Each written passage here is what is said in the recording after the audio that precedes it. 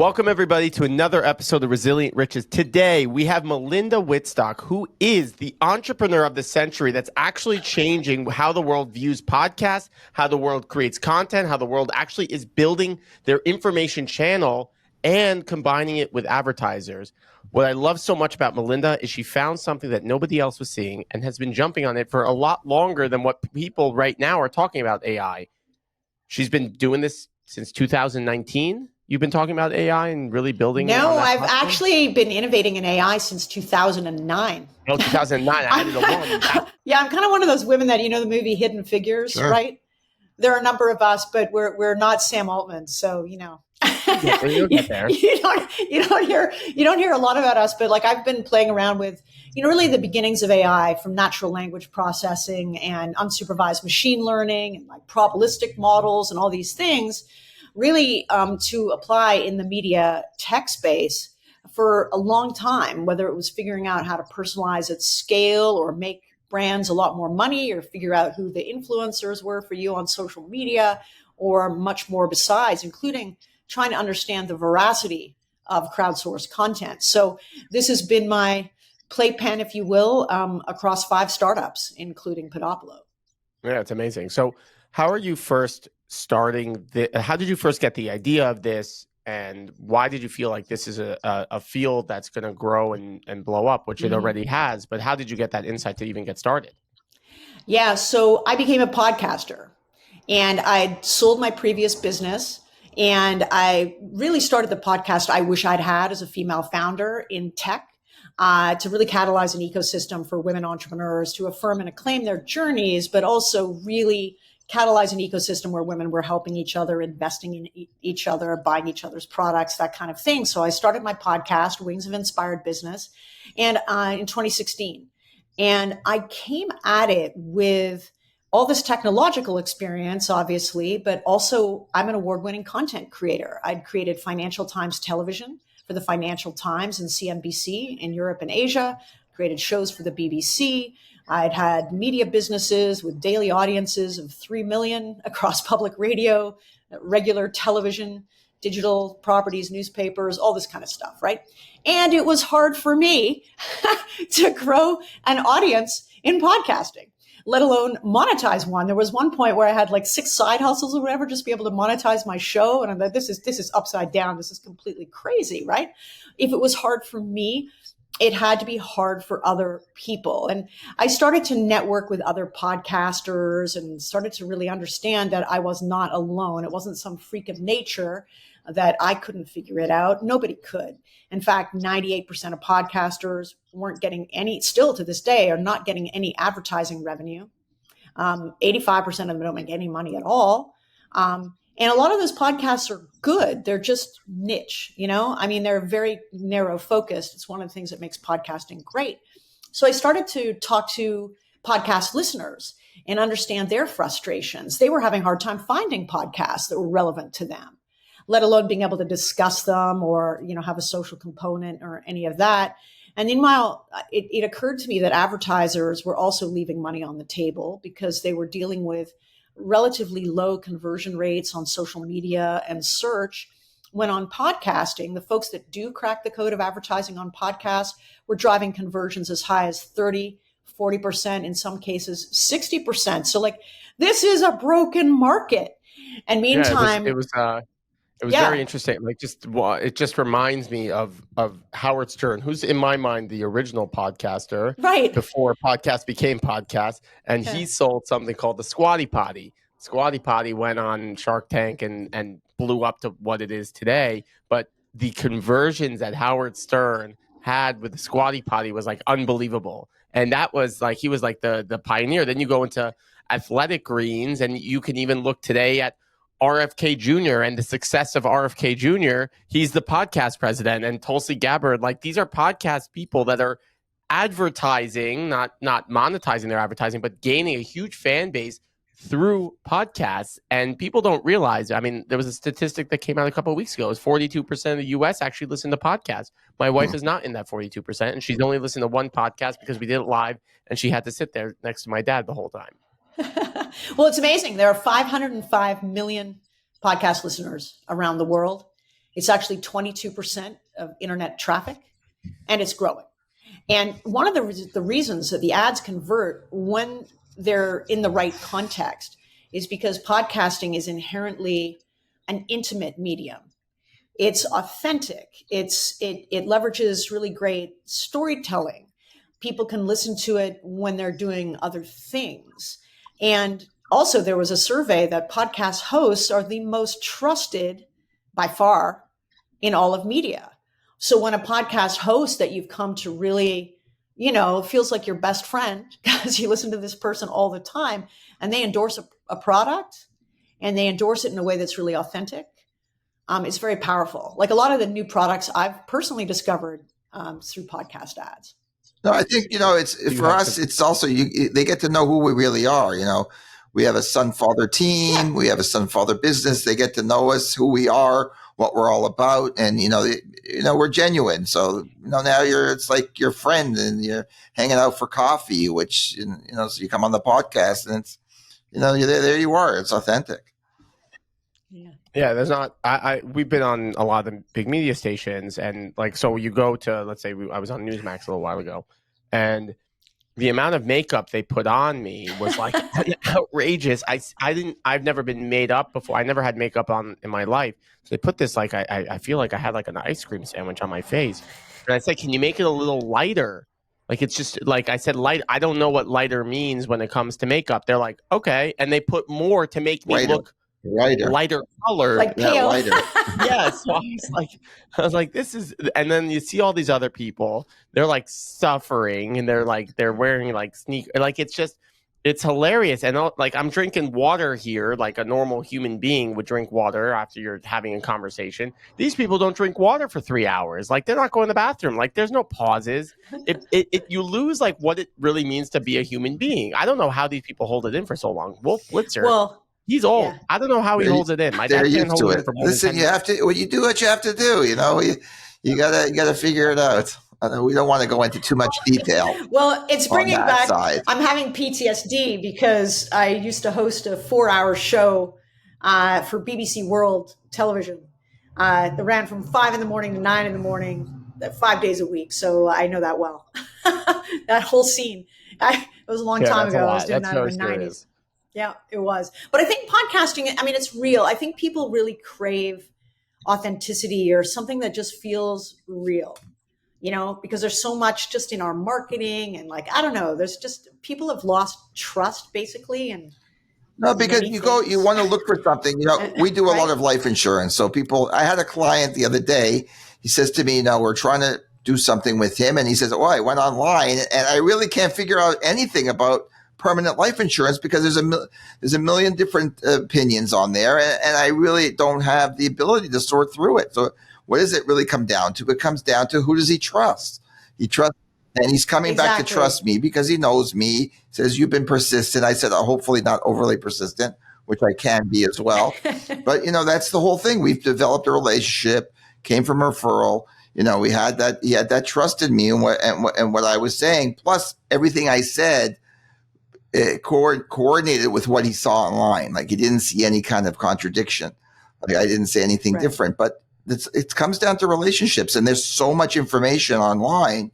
You need to have that intimate relationship with someone, whether it's through seeing a podcast or just building a relationship. That's what it comes down to. Yeah, exactly. And of all ways of marketing, if we look at podcasting like a marketing funnel in a way, it is the way to generate trust far more than any other potential media, especially if as an advertiser, you get the ad right. And what I mean by that, there's two things. A, it doesn't sound like an ad. It sounds very organic and it's consistent with the podcast and the tone and style of the podcast and the cadence of the podcast. And it's also highly contextually targeted. So it's relevant to the audience, and it's relevant to the audience. And this is where what we're doing with Podopolo and AI really comes in, because if you can imagine for a moment, we have 6 million podcasts that we automatically ingest into our platform and into our consumer-facing app in all languages, audio, video, whatever. Not all of them are good, some of them are high school projects, but a lot of them. Yeah, but Brutal. of the ones of the 6 million, they're credibly, 2 million podcasts that are, consistent and good and loved by somebody. Okay. Or even if it's a small audience, they all have really engaged audiences that hang on the hosts every word. Now, if you can imagine the AI being able to go into hundreds of millions of episodes in real time and overtime and actually understand exactly what's topically going on that show, but also the tone, the cadence, the style, and be able to cross-reference that with what we know about who's actually listening to that show. For an advertiser, that means a predictive and highly likely place to place their ad, even within an episode, where best to place it within an episode, how best to do the creative, which episode, and such. And so that drives the conversion rates up even higher for advertisers. And for the podcaster who wants to please their fan, the fans aren't skipping ads. The fans aren't like, oh my God, why do I have to listen to this ad? Right? It's relevant to them, makes the podcaster money, even if they have a small audience, because, the higher proportion of people are converting. And obviously brands and businesses do better for advertising on something where they can drive higher conversion rates. And are you combining, are you brokering between the advertisers and the podcasters, or you're just giving information where it should go?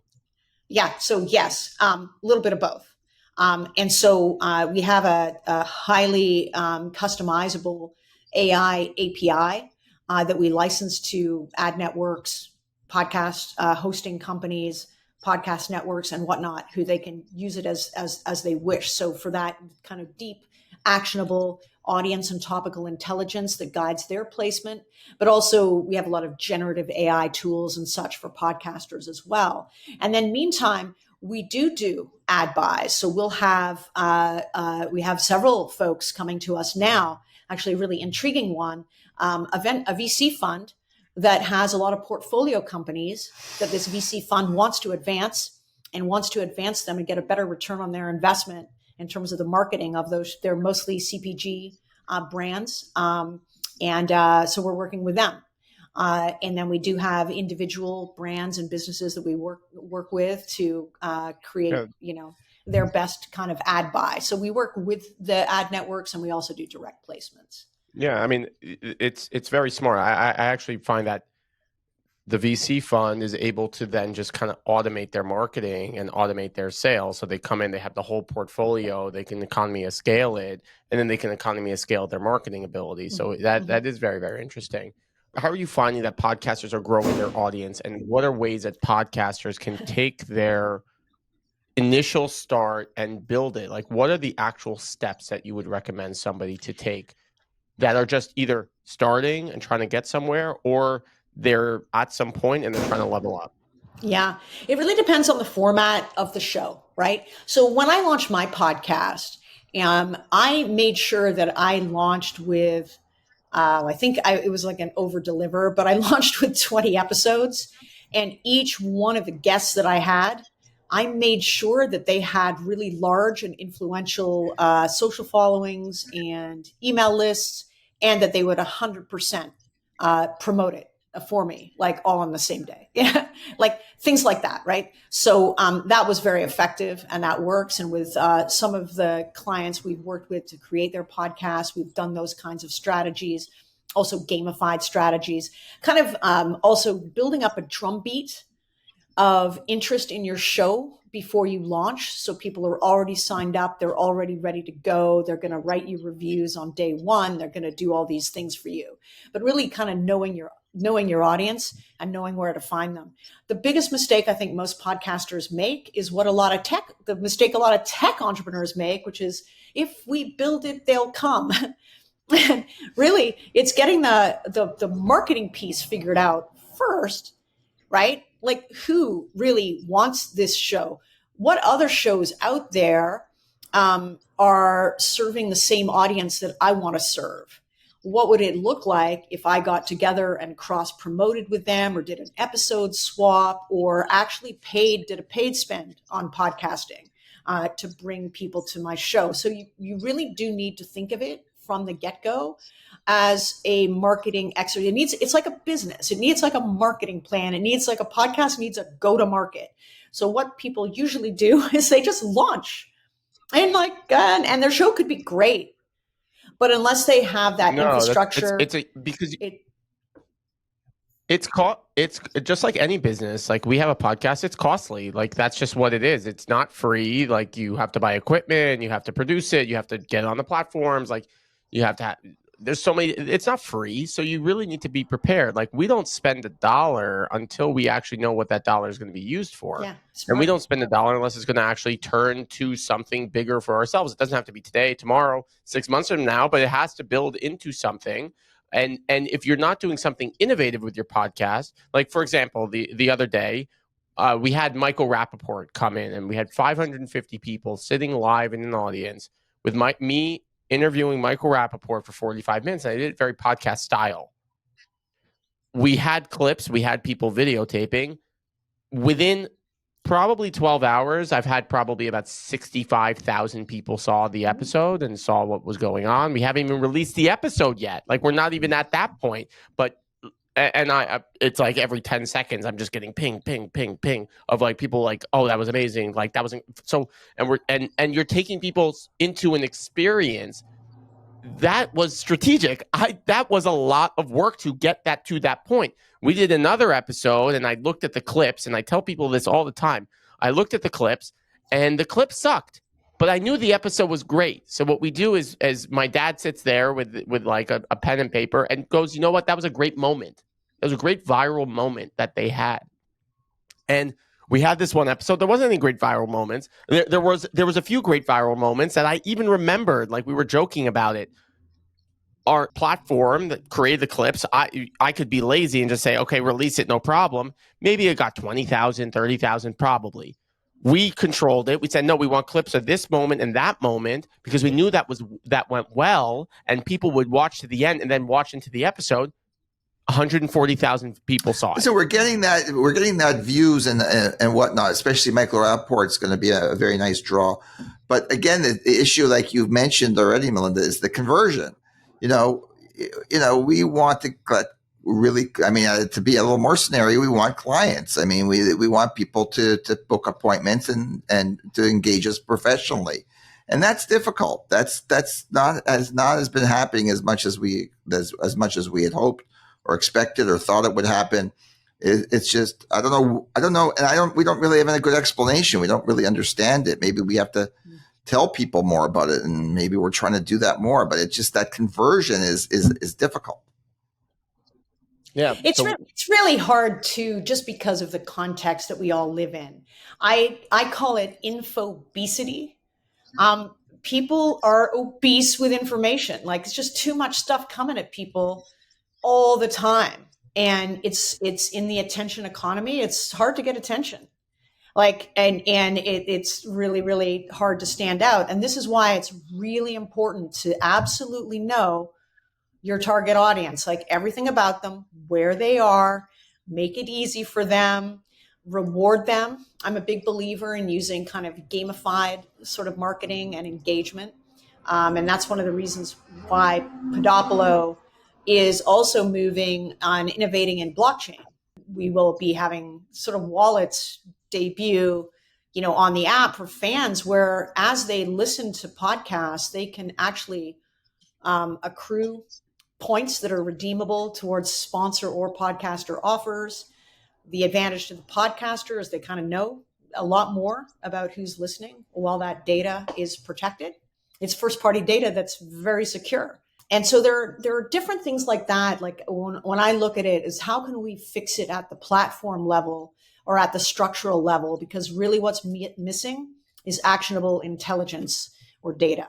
So when you know your community and you know exactly, what they need and you're speaking to them, that's important for the quality of the content, but it's also important for getting it to the right people. So one of the things that we've noticed about our AI, for instance, that we're able to do is we're able to see interactively where a podcast, say such as yours, where it overlaps with other podcasts in terms of the audience, or what psychographic interests and behaviors do your listeners and viewers kind of exhibit, and where there are other folks like that, sort of like the lookalike audience. So of course, this is getting more and more sophisticated over time, but the more that we can take the guesswork out of that, and the more we can help the podcaster with the kind of overwhelm, like there's so many tools, there's so many things you have to do. Like, how can we just make it easier to kind of find your right community, connect with your right community? That's the hard part. It's really hard, and that's really why that's why I'm working at it from the kind of platform, the ecosystem level, right? Well, we are very fortunate that we, thank God, have a tremendous business in the financial advisory life insurance world. So because of that, we know exactly who works with us and who doesn't work with us. Like people who are trying to build financial freedom, people who are resilient. That's why the podcast is called Resilient Riches, because it kind of combines the two. And then people who are also in general pro-Israel, pro-humanity, not anti-Semitic, because you get that. I got a message today that I posted on my WhatsApp stories. I did not love it. I really wish Hitler finished the job. Got that one today. So it's like, yeah, which is a crazy message. That's just terrifying. I'm sorry. Not terrifying. Terrifying is not what that was. I do not find that terrifying. What makes somebody, okay, I'm sorry. I see a lot of this going on, like in our social media or in our discourse, that people feel fine believing, saying things like that. It's offensive to me. I get upset.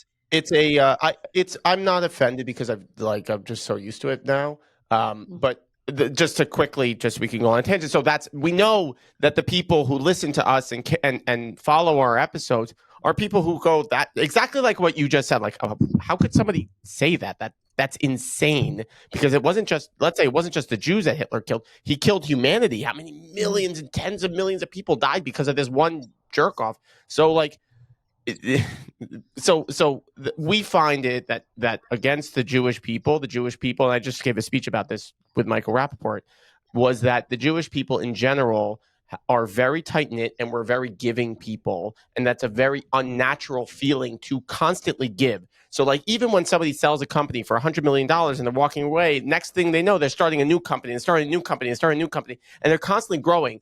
When people see that, other people go, well, okay, first, why doesn't he have enough? He should just leave it alone. And he's showing off and he's continuously doing more and more and more. Tell him to sit on the side. He's taking my portion when I could do it. So there's that breed of jealousy for people who want to give. The second side is people who want to take, and they go, well, he's receiving so much, I'm not getting. And we have to take from him. Well, this is really a topic for another podcast completely. I mean, we don't want to get into the weeds on this. I think it's enough to say that people like that talk like that are people to be ignored, and just to put on that side of people that you're not going to convince of anything. They're going to have their own little mindset, and that's all. I mean, there's many stories we could tell you. Many stories we could tell you. Yeah, I can only imagine, and it's interesting to me, though, because I think so much of the root of this is where it's relevant to say my business and how we operate and operationalize our highest values at Podopolo. One of which is abundance mindset. Okay. So what does it mean? When people are in scarcity, kind of like what you were describing, they get jealous. They're more likely to scapegoat or blame other people. They're in fear. Right. They have this kind of, they have all this stuff going on, right. Which is really unfortunate at best, right. In that kind of scarcity thinking. And it's true of like money and money mindset and such, this idea that there's scarcity, there's only so much to go around. So it becomes a zero-sum game. Like, if you have it, I can't. And that's not how the universe works. I mean, we live in an abundance of resource and money. And so, and it's how you navigate through that. So abundance mindset being one of our highest values, it means that we serve with generosity like say the entire market. We're actually happy when other people win. We don't have to seize the whole market to have a really great, you know what I mean? And Yeah, it's 100%. interesting in terms of how you run a business. Yeah. We say it all the time. We're like, we're happy. Like when our clients are successful, let's just say, we're like thrilled. Yeah, Like we're like exactly. feel it's called shepping nachas in I don't know if that is that Yiddish or Hebrew. Maybe it's Yiddish. So it's like if you said to me that after this conversation you went and did something that took the idea and implemented it and all of a sudden made you $5 million, I'd be thrilled. Like, Yeah, I'd be like, exactly. Wow, I went on this journey and I impacted this superpower. And all of a sudden, the world has changed through that. Like, there was a really great episode of The Twilight Zone. And it was about a teacher. And this is for the older folk in the room. Who's that? My father. I don't know. Yeah, I know. It's my birthday next week. In the episode of The Twilight Zone, there was a teacher that felt very, very depressed. And he was on the edge of his life. So at the end of his life, he's like, I never really accomplished anything in his life. So he's like taken back in time to all the people that he used to teach. So he used to teach this one student and he said this, and that student then became some business owner. And then he said something else. And because of what he said, that student became a politician, or that student became a civil rights activist, or any of these things that he impacted. So he then at the end of his life was comfortable and he passed away. But it was like the impact you can make on somebody gives me and my father and like our whole world so much satisfaction to be around. Like, why wouldn't I want that for other people? When you're jealous of people and you want them to not have, that's really when it's really the attitude. If you see the world as a finite pie and everybody gets their own piece. So if I get a bigger piece, you get a smaller piece, then it's a problem. Right? Because why would I want you to have a bigger piece? But that's not really the way the world is. It's not a finite pie. It's infinite. So, your success just makes me more successful in a cosmic kind of way. So I'm happy about that. Why wouldn't I? And exactly. If you can be successful, it means that I can be successful, which of course that's what I really want. I'm just selfish. So all entrepreneurs inherently, for the most part, have a solution to a problem. So we're like actually helping people, right? Like solving problems, right? So yes, you should be rewarded fairly for doing something. But when I think of Podopolo, and I think if I get into the mission or vision, values, why we do what we do, right? What gets me up out of bed every morning and doing the entrepreneurial, all the stuff that comes along with that, right? Why do that? It's because I have a dream that every podcaster should be able to support their families and the lives of their dreams just by speaking their truth into a microphone. That's possible. I would like to see that happen. I would like to see that happen as fans everywhere find the perfect podcast for them with ease and be able to connect with others to have meaningful connection and put what they're learning on a podcast into action in their lives so they can have, abundant success in their lives. And I would like to support lots of brands and businesses that struggle to get their message out, that really need a better engine for growing their businesses. So at every step of the way, we're elevating people, right? And so, and it's just, that's what Podopolo is, but a lot of transformational businesses are seeking, not all of them, but a lot of them are seeking to do. I think a lot of these successful ones are seeking to do that. I don't think that a lot of businesses are seeking to do that because they wouldn't, they're just, it's this abundance mindset that you've been talking about and is the nature of your company. It's really the nature of our company and why we do even a podcast. We do so many speaking engagements talking about financial literacy. That's just something that we do a lot, but it's not scalable. So what is scalable? So we have to we're writing a book, we're doing the podcast, we're doing much larger sessions. We're recording videos on YouTube. We're doing as much as we can to get more information out there. And then all of a sudden start getting 100 views and 1,000 views and 15,000 views. Yeah, it snowballs. It just snowballs. And obviously some episodes fall flat. You're like, what the hell am I doing? Am I a failure? And then some episodes make it because that's that little journey that you were talking about.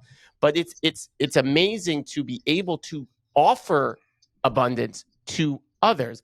How is it that, where did you find this? Where did you find this desire to overgive to the world? And actually, sorry, before that question, it actually reminds me, and that was a good viral moment. I just took it away. But it reminds me of Kobe Halperin, if you're familiar with the fashion designer. Good friend of ours, came on the podcast, great guy. And he says, I wish that more women were in charge. That's what he says. He says, I wish that more women were in charge because, and it reminds me also of the Louis C.K. joke that you, with your dad, you always go like, Dad, you weren't there for me. You didn't do this. You didn't do this. You didn't do that. I got plenty of that for you. And then, but with my mom, it's like, Mom, leave me alone. Like, it's overwhelming amount. Just get out of here. So that is one thing that I find that women are the best at. They're just so good at giving and so good at like being that person. So going back to my question, where did you get this overabundance mindset, and why is it that you're doing this, and how have you made that so successful? Yeah, it's a great question. There's a couple questions in there. I think it's in my nature. It's kind of, I'm a mission-driven entrepreneur. It's not enough for me just to create a business, just to make money. I've always wanted to change something. I've always wanted to leave every room better than it was before I walked into it, right? Like, and I mean that sort of truth in that instance, but just metaphorically in terms of what I do in the world and who I'm being as much as what I'm doing. Right. It's just who I am. I guess maybe I had good parents. So let me my son had good parents too. Like my son had, you had good parents too. I did. Thank God. So let me rephrase the question. That's part of, that's part of it. I think on the women's side of things, though, it's interesting. I have a perspective on that because if you think back the millennia, right, and the division of roles and responsibilities, okay, my take on it is that, the guys had to go out with their bow and arrow or spear or whatever the weapon du jour was and wait for the wildebeest to show up, and they had one chance to get it and bring it back, right? So one thing, okay? There's one thing, get it done, bring it back. The women, on the other hand, were doing everything else, which is one of the reasons why I think our brains have evolved to connect the dots very easily. It's why we can say this and this is happening, and honey, your socks are over here, and like, right? Like that kind of thing, right? It's been okay historically for women to show or feel emotion. Now, men feel emotion too, but it's sort of like not okay. Like you got to like bottle it up or whatever. I think that's changing a little bit. But being able to be in our intuition and our empathy actually makes for very good leadership skills when harnessed correctly. And so there's a lot of natural skills or just evolutionary skills in a way that the women bring to the table, both good and bad, just like with men, both good and bad. I happen to believe that in our highest evolution, we're balancing the archetypal masculine and feminine characteristics within ourselves. And that is really what makes great leaders. Because I know for me, I have a lot of masculine kind of get it done, focus, all that kind of stuff. There's a lot of me. I don't feel that as a masculine thing. I just feel that's you as an amazing human being. No, I agree. I think it's more masculine. The masculine, the man, and what's the difference in the man and the woman? The man, the woman says, I had this bad day, and this, my wife, she went away. She calls me. The taxi driver didn't pick her up. She had to go in. It was the last minute thing, and she's not asking me for my solution. I'm trying to think. Oh, you want my solution? That's what that's not what she wants. She just wants me to hear it. She asks me about, this, she calls me one day. She says the glass is broken and the this or that, the other thing. Okay, then do something about it. Like I'm in Manhattan and she's in New Jersey. What am I supposed to do from Manhattan? But that's not why she's calling me. She knows to take the car to the mechanic. I've told her 20 times. That's not what she's calling me about. But I don't, I'm busy, so I don't remember that. You want to solve. I'm solving. Right? I'm a solver. Let's solve it. Don't exactly. But that's not why she's calling me. But I forget that, or I don't care. One or the other. So for great, I just happen to believe great entrepreneurial leadership, you need to be able to balance that, like real solution kind of drive. All these things that are archetypically I want to check it off my list. I want to check it off, move on to the next. Right. Yeah. So I have a lot of that, right? I have 2 older brothers, my dad, you know what I mean? And I have a lot of that. But at the same time, I also have become a better leader as I've stepped into more of those, like consciously, into more of those, I don't know, they used to be called soft skills or whatever. I don't know. But things like really trusting my intuition. If I look back in my business career, in my life, every mistake I've ever made, it's because I didn't trust. I allowed my analytic brain to talk myself out of something that I actually knew. And so the more I am in that like intuition, the better I do. Like with people, with hiring, with like deals, with all of it, and like learning to actually trust that. And just the kind of empathetic way that women are good at building kind of community and like that nurturing piece. So it's kind of an interesting thing as a leader where you're balancing like the nurturing of a team with driving accountability and results from that team. Okay. And it's an interesting, delicate balance. And that's where I think where we draw these skills in a conscious balance between the masculine and feminine. I agree with that. I think it's true. I agree. I actually like that. The patience. My uncle, who's a very successful stockbroker out of Canada, he said, I asked him, like, when I was first starting, how do you do well in the financial services business? He goes, patience. It's a patience game. That's really what it is. My brother is talking about. Yeah. But that's really, and that's why he's built his success. He's very patient. It's funny. We have a Canadian stockbroker connection because my Aunt B was Canada's first female stockbroker. Oh, really? And so in the 70s, like it was really hard for her to figure out like how to get clients and whatnot. So she made her own market. I mean, she found widows and divorcees and she taught them about it. She became the biggest producer of her entire firm. Because of that. Well, that's where the money is right now. We say it all the time. Like we work with a lot of women because I feel like they're very comfortable with us. Like we're very family oriented. Like there's a lot of I have that nurturing. Like I can pull from the female. You said masculinity. How do you say femininity? Femininity. Yeah, femininity. Yeah, I can pull from that, and people are comfortable. But the problem is I'm not a woman, so it's like there's always going to be that divide. We need men. Do you know what I mean? Like we need each other. It's like two sides, yin and yang. It's two sides of a coin. You know what I mean? No, that's why a lot of the women's empowerment women use us. They're like they still are comfortable with us. They said like they're still comfortable with us, and they're still happy with us, and they get over that. They also like that I'm young. I think that and that we work together. Like we can banter. They like the banter. Listen, it's the model. For the most successful situation from the beginning of time is the family. I mean, that's for mostly. I don't want to offend anybody, but mostly it's the mother, father. That's the model for the structured family. Then that's work because you need both sides. You need the father comes in sometimes, and not necessarily that's just stereotypical. Father may be a little bit more disciplined, and my father. I would say to my father on a Friday morning, I said, "Dad, I'm not feeling so well." He says, "Okay, go to school now. When you come home tonight, you'll stay home for the weekend."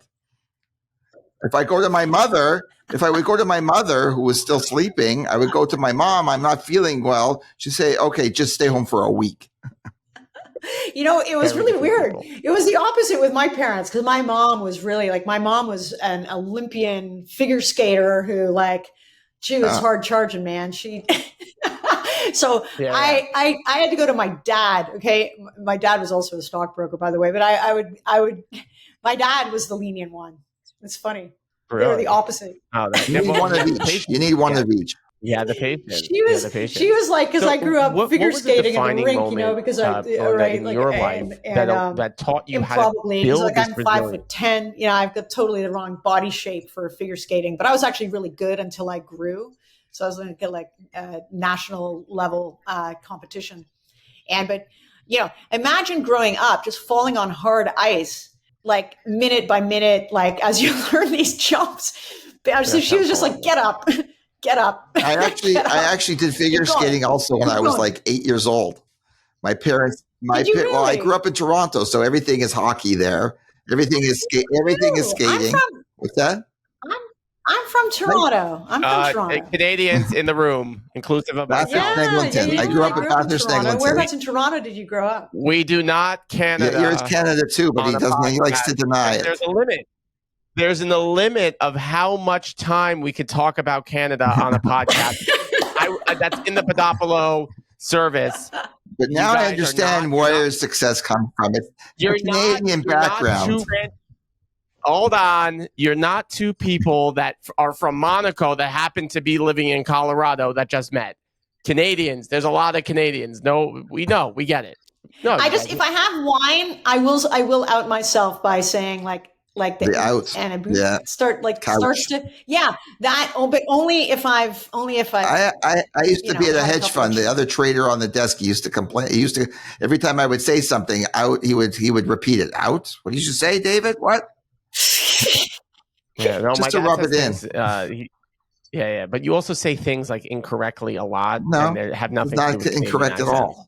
It says fidelity. It's fidelity. It's fidelity. Go up to Toronto and you'll see it's fidelity. My Where do you think I got it from? Get at me for the same thing. I have the same annoying of this kid. thing. That's very annoying. This is an intervention podcast. Very annoying.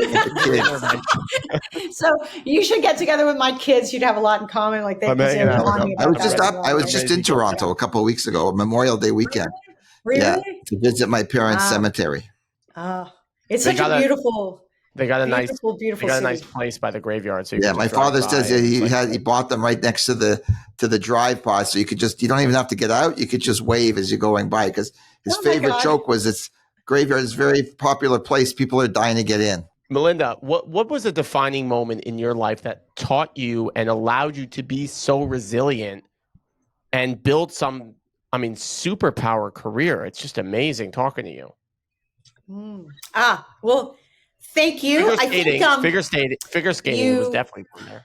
I don't know. From my perspective is that when you learn as a person to accept failure or challenges or anything like that as an opportunity, when you shift that mindset around, because it's an opportunity to learn, it's an opportunity to get stronger and such. And so I think that was something that both my parents instilled in me, because entrepreneurship is like signing up to get like a head beating every day in a way, right? Like, because there's so many things that you can't control, right? The only thing you can actually control really is yourself and how you react to things. And so seeing those moments of failures, and they're not necessarily failures, they are literally learning opportunities. So I think that resilience comes from that. The resilience also comes from really being on a specific mission, like doing what you're here in an earth suit to do. In this particular go around, right? Like I knowing your purpose, understanding and doing what you love to do, and being very, very clear on what that North Star is, right? In terms of your mission and where you're going. So I think those two things personally for me is what provides that resilience. And I won't say that I don't have bad days. There's some times where like it's incredibly frustrating, especially, just the journey to raise money for this company has been really hard. It's been a very difficult funding climate for VC ever since interest rates went up. And, women, honestly, we only still get less than 2% of the venture capital money. So it's been really, really hard. And I won't say that has not been frustrating, but, you keep moving. And what it's meant is a stronger company, because we've had to do much more with less. So our actual return on capital is astonishing, actually, in terms of what we've been able to do relative to competitors with boatloads more money. And so that's one of the things that's making women entrepreneurs really good, because you have to be resilient. Like you have to be, because you have to work with less. And so it makes you better. It's not pleasant, but it is actually the byproduct of it. That's amazing. So Melinda, where can people find you? Can you give us your shameful plug if you don't mind? Oh, shameful plug. Sure. Okay. So anybody who loves to listen to podcasts, I invite you to check out Podopolo. It's a free app in both Apple and Google Play stores. If you're a podcaster, please check out our website. Go to the podcast section of the website, because it shows all the different ways that you can play to really allow us to help you really grow your audience and monetize your content. There's a free way to start. And so that gets you extra juice in our recommendation engine and the beginnings of, some pretty robust analytics and the beginnings of ad placement and such. If you're a brand or a business, hit me up. It's melinda@podopolo.com. I'm easy to find on LinkedIn. Check out Podopolo on Instagram or whatever. But mostly because Podopolo is social. If you download the app and friend me, I'll friend you back on Podopolo itself. So that's the best way. Thank you so much for coming on. Thanks for sharing your insight. We really appreciate it. We had a good conversation. I told you we would keep it under a certain amount of time because I curbed the Toronto conversation. So just so you know, you're welcome, everybody, to all the listeners out there.